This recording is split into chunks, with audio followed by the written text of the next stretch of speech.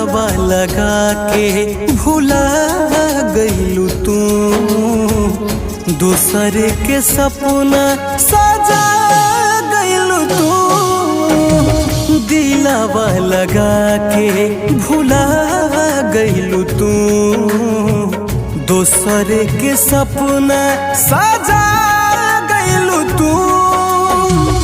तोड़े बात बानी याद में तोहरा, प्रीत के दामन छोड़ा गइलू तू। दिलावा लगा के भुला गइलू तू, दूसर के सपना सजा गइलू तू।